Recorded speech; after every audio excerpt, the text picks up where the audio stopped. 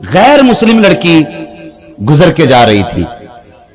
اس بچی نے لوگوں کی بھیڑ دیکھی. بچے ہوتے ہی عجیب ہے نا, کہیں بھی اگر بھیڑ دیکھے تو یہ کوشش کرتے ہیں یہ لگی کیوں ہے, یہاں پہ اتنے لوگ کیوں ہیں.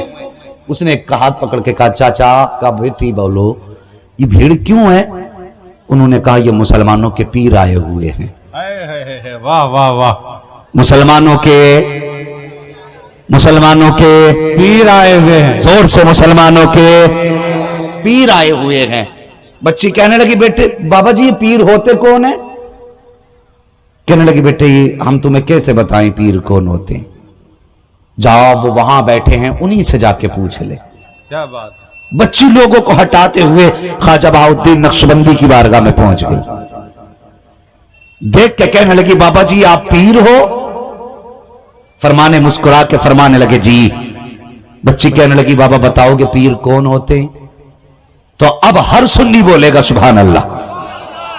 خواجہ بہاؤالدین کا جواب سنیں. بچی نے کہا بابا یہ پیر کون ہوتے ہیں. تو خواجہ بہاؤالدین بخاری رحمت اللہ تعالی علیہ کہتے ہیں بیٹی پیر وہ ہوتے ہیں جو مصیبت کی گھڑی میں کام آیا کرتے ہیں. واہ کیا بات ہے. پیر وہ ہوتے ہیں جو مصیبت کی گھڑی میں کام آیا کرتے ہیں. بچی نے کچھ دیر سوچ کے کہنے لگی کس کی مصیبت میں. کہنے لگے مریدوں کی مصیبت میں. تو بچی کہنے لگی بابا پھر مجھے بھی مرید کر لو, مصیبت تو کسی کو بھی آ سکتی ہے نا. مسکرا کے کہنے لگے بیٹی مرید وہی ہوتا ہے جو ہمارے مذہب کا ہوتا ہے. بچی نے کہا آپ کے مذہب کے لیے کیا کرنا پڑے گا. کہنے لگے میرے حضور کا کلمہ پڑھنا پڑے گا. اللہ اکبر. یہ اللہ والوں کی میٹھی باتیں تھی جن کے لہجے سے لوگ مسلمان ہو جایا کرتے تھے, جن کی باتوں سے لوگ کلمہ پڑھ لیا کرتے تھے. بچی کہنے لگی بابا پھر مصیبت تو کسی کو بھی آ سکتی ہے نا, پھر مجھے بھی مسلمان کر کے مرید بنا لے. آپ نے کلمہ پڑھایا, بچی کو مرید کیا. بچی جانے لگی. کہنے لگی بابا وعدہ تو سچا ہے نا تیرا, مصیبت کے وقت کام تو آؤ گے نا. بچی نے کہا بیٹی, بابا نے کہا بیٹی پکار لینا, جب مصیبت کا وقت آئے گا تیرا پیر تیرے کام آ جائے گا. بول تو ذرا سبحان اللہ. تیرا پیر تیرے کام آ جائے گا. جب بچی نے اتنا سنا چل پڑی. اللہ اکبر. بچی سمجھدار تھی. یہاں سے گئی جیسی پیر کی بیعت کی اور اس پر سلسلے کا فیض جاری ہوا, سلسلے نقشبند کا فیض جاری ہوا. بچی کی نوکری بادشاہ کے دربار میں لگی اور اس کے اچھے اخلاق کی وجہ سے, بزرگوں کے فیض کی وجہ سے اس نے اتنی تیزی سے ترقی کی. جتنی خادمائیں بادشاہ کے دربار میں تھی وہ سب سے افضل ہو گئی. جب سب سے اچھی ہو گئی بادشاہ نے انہیں سب کے اوپر نگراں مقرر کر دیا. تو جتنی پہلی پرانی عورتیں تھی ان کو حسد بڑی جلدی ہو جایا کرتا ہے. کہنے لگی اچھا ہم اتنے دن سے کام کر رہے ہیں اور یہ 4 دن سے آئی ہے ایک بچی, یہ ہمارے سروں کے اوپر مقرر کر دی گئی.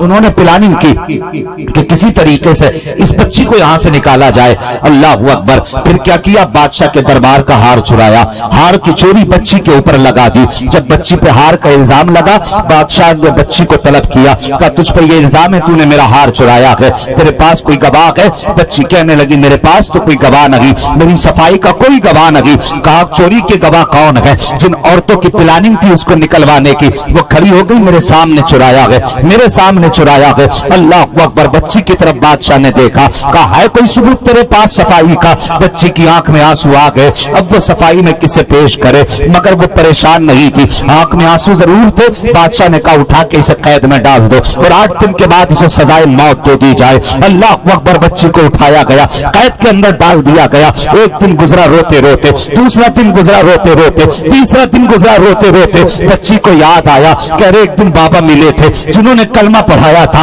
اور یہ کہا تھا پیر وہ ہوتا ہے جو مصیبت کے وقت کام آیا کرتا ہے. بچی رو کے کہتی ہے بخارے والے بابا تو نے کہا تھا مصیبت میں کام آؤں گا, آج دیکھ میں موت کے قریب جا رہی ہوں, بتا تو صحیح تو کب آئے گا. جب تیسرا دن بھی گزر گیا, چوتھا دن بھی گزر گیا, لیکن کوئی نہیں آیا.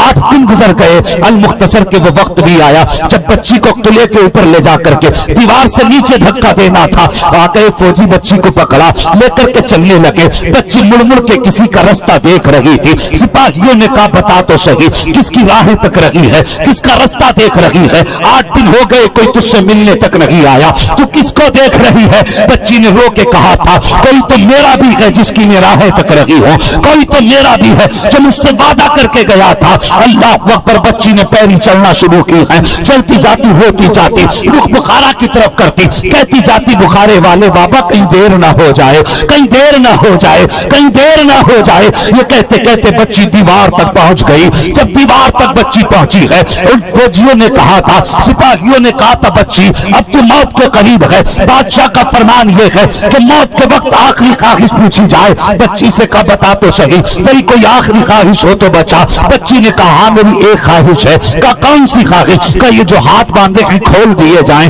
کہا کیا کرے گی؟ کہا کسی کو ہاتھ اٹھا کے الوداع کہنا ہے. جب اتنی بات بچی نے کہی ہے, سپاہیوں نے بادشاہ کی اجازت طلب کی. بادشاہ کی اجازت کے بعد بچی کے ہاتھ کھولے گئے ہیں, اور اس کے بعد بچی نے دیوار پہ کھڑے کھڑے رخ کیا کہ بخارا کی جانب, اور آواز دے کے کہتی ہے بخارے والے بابا تجھے اپنا وعدہ یاد ہے کہ نہیں؟ لیکن مجھے اپنا وعدہ یاد ہے. تو نے کہا تھا پیر وہ ہوتا ہے جو مصیبت کے وقت کام آتا ہے. میں نے تیری زبان کی خاطر کلمہ پڑھا تھا, میں نے تیرے وعدے کی خاطر تیرے دامن کو تھاما تھا. بتا تو صحیح تیرا وعدہ سچا رہا یا میرا وعدہ سچا رہا؟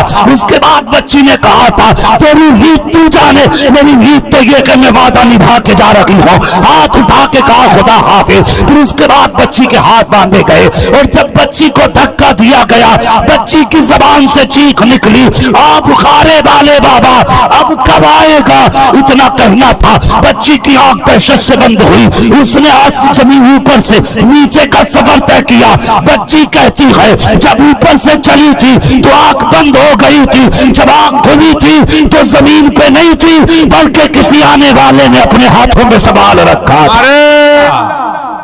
اللہ اکبر. آنکھ کھولی تو دیکھا کوئی اور نہیں بخارے والا بابا مسکرا رہا ہے.